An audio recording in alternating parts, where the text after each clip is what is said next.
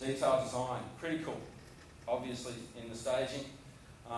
Need to understand that every major component that is in the EIA has a design, and if the design is proved, it's very hard to ask for something later. So this is a critical stage for anyone involved in delivery of infrastructure.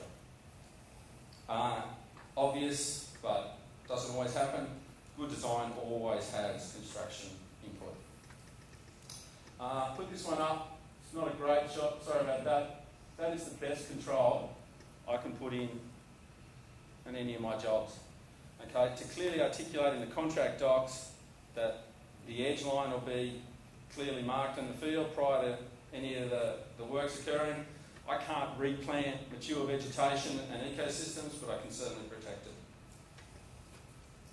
Another couple of examples of that. And it's right at that very early stage when it is difficult, I know.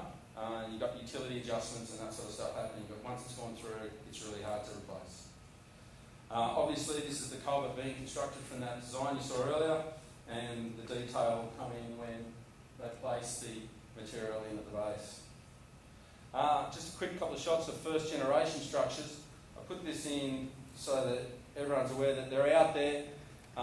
They're not current thinking, but we need to understand what our new infrastructure does when the old is remaining in place, and that interaction between the two.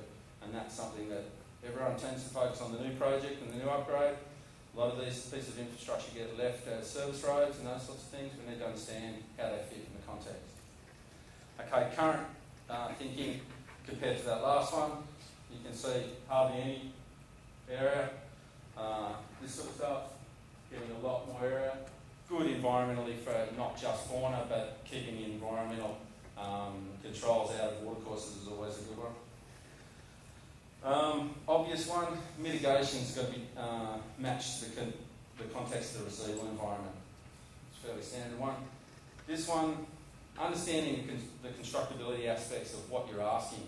There's no use in asking for this glider pole going if, in another example, the only way you could get the crane in was to remove the associated tree with it.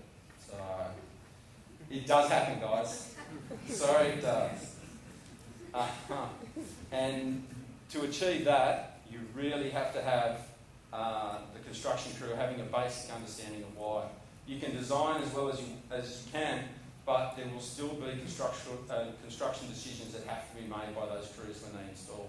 And if they understand why, you're less likely to get any damage to those pieces of vegetation that's critical for that mitigation to work in that location.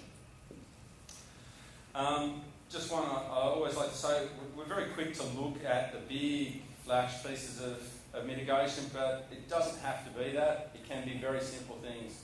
That pole's been working effectively for quite some time, and they don't stand out quite often, as do the nest boxes. All right, we get to my favourite hobby horse. This is the weakest link in our chain.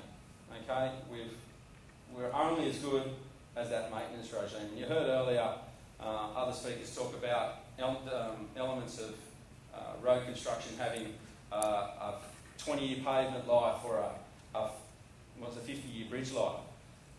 These things on the North Coast, 6 months, and they need a maintenance regime.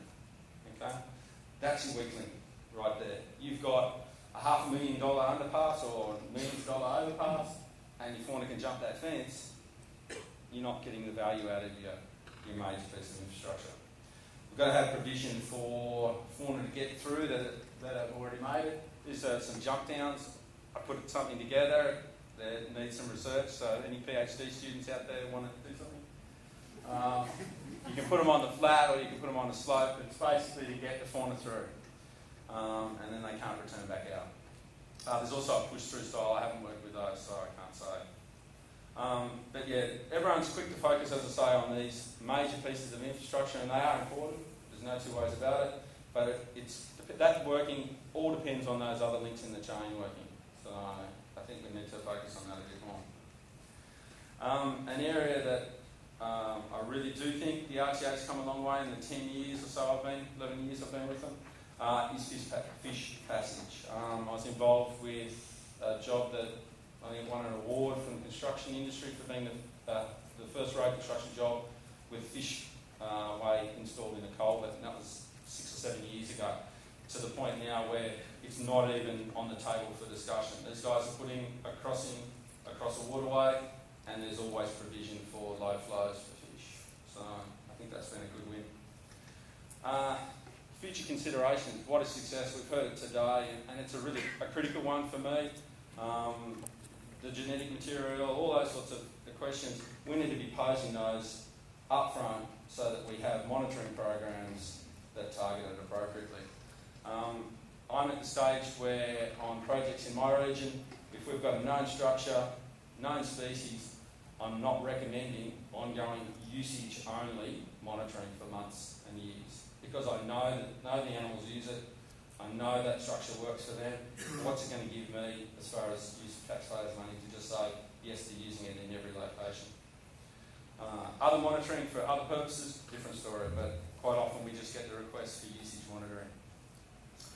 I think this is a big one, and it's just been touched on briefly. I think critical for us as a community of science people is to agree on some costings. Okay, at the moment, there's wild figures out there for what these structures cost. We can't benchmark, we can't get some standards until we all agree what's in, what's out. If you just use the tendering process, then you've got some differences there with the way that the contractors are pricing. So I think as an organisation, the RTA